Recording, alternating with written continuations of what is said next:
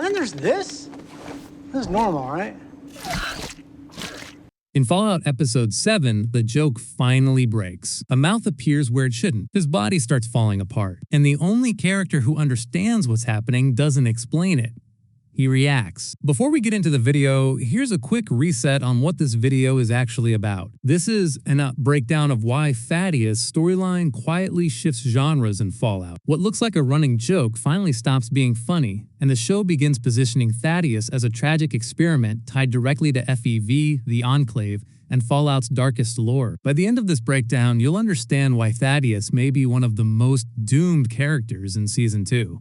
And why Episode 7 is the moment that fate becomes unavoidable. Now let's talk about what Fallout just did, without drawing attention to it. Up until Episode 7, Thaddeus has functioned as relief. Not hope, not heart. Relief. He's the awkward pressure valve in a brutal world, the character whose incompetence makes the wasteland feel survivable because someone this unqualified is still breathing. His power armor scenes are played for laughs. His dialogue undercuts tension. He's designed to make the audience exhale. And that's exactly why Episode 7 is so dangerous, because Fallout doesn't suddenly turn comic relief into tragedy. It lets the audience laugh right up until the moment laughing becomes uncomfortable. I think you might be a ghoul. Oh, no. The handoff doesn't announce Thaddeus, shift with music cues or speeches. It lets the shift happen in the background, trusting that the viewer will either notice or feel it later.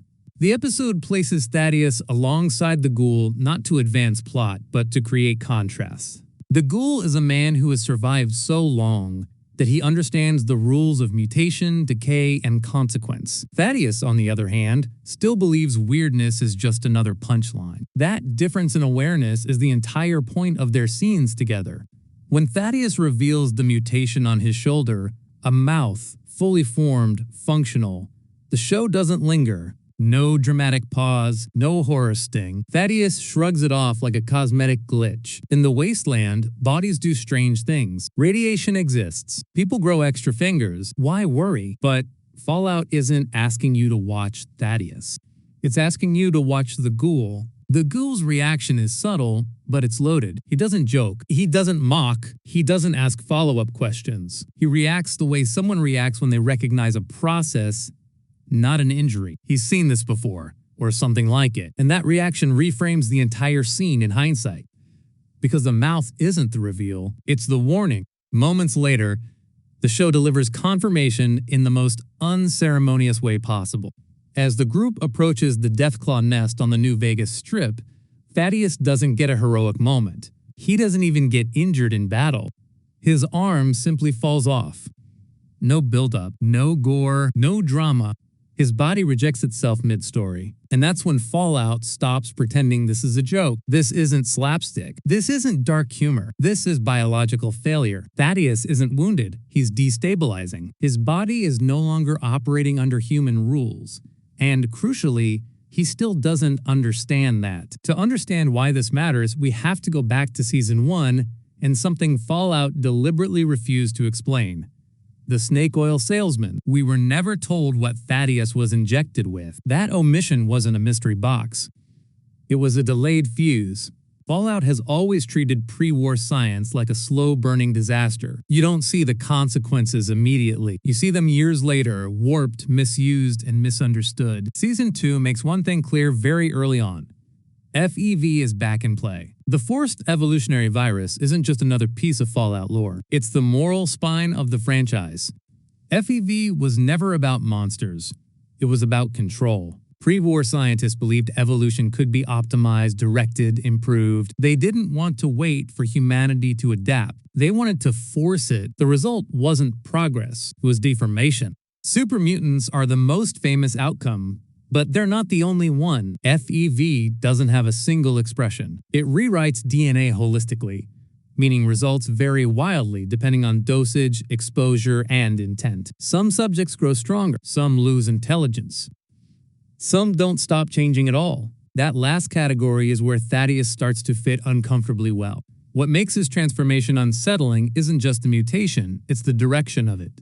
A mouth emerging from the shoulder isn't random. Fallout doesn't design mutations arbitrarily. Visual language matters in this universe. Mutations reflect function. The body adapts toward a new form, often at the expense of the old one. And then his arm detaches. That's subtraction, not addition. His body is simplifying, not escalating. That detail matters. Which brings us to the darkest possibility Fallout is hinting at: Centaurs. In Fallout lore, Centaurs are among the most disturbing creations tied to FEV.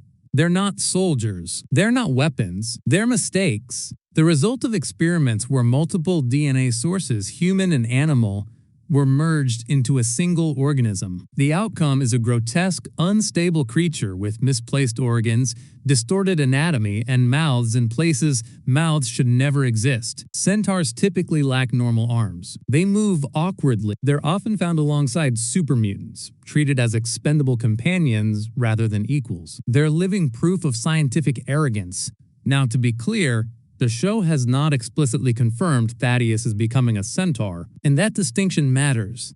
But what the show has done is align his physical changes with centaur aesthetics and principles: loss of limbs, abnormal mouths, biological instability. Even if Thaddeus never fully becomes one, he may be moving in that direction. And in Fallout, direction is often more important than destination. But there's another path his story could be following. One that's quieter, sadder, and arguably more Fallout: Harold. Harold was exposed to FEV in the early Fallout games and didn't become a super mutant. Instead, he experienced slow, uneven mutations. He lost an arm. He accepted his appearance. He became a source of humor and kindness in a hostile world. Children trusted him. Outcasts gathered around him. He coped with horror by being gentle, and for a while that worked. But FEV didn't stop. A tree eventually grew out of Harold's head. It consumed him, took his mobility, took his agency. What began as mutation ended as imprisonment inside his own body. Harold didn't become a villain. He became a consequence. That parallel is impossible to ignore. Thaddeus loses an arm. He jokes through the pain. He remains kind. He remains eager to connect. He hasn't realized yet that his body isn't healing. It's progressing. Fallout has always been cruelest to characters who don't seek power, because they never see the cost coming. This is why Episode 7 is so critical. It's not the beginning of Thaddeus' transformation. It's the moment the show stops protecting the audience from its implications. The ghoul sees it. The camera sees it. Only Thaddeus doesn't. And that denial is the tragedy. Fallout, at its core, isn't about surviving the apocalypse. It's about what people are willing to do to control what comes after. Vault-Tec tried to shape humanity. The Enclave tried to purify it. Scientists tried to improve it. And characters like Thaddeus, small, overlooked, unimportant, are the ones who absorb the fallout. If Thaddeus' arc continues down this path, he isn't being set up for a heroic sacrifice or a triumphant transformation. He's being positioned as a living reminder of Fallout's central message: progress without restraint always demands a human cost. And the cruelest part, the wasteland won't mourn him. If he becomes a monster, he'll be hunted. If he becomes an experiment, he'll be exploited. If he becomes something in between, he'll be ignored. That's the future. Episode 7 quietly sketches out, not with spectacle, but with inevitability. An arm falls to the ground. No one stops the story. And for the first time, the joke doesn't land. That's not an accident. That's Fallout telling you exactly who Thaddeus is becoming and daring you to keep laughing.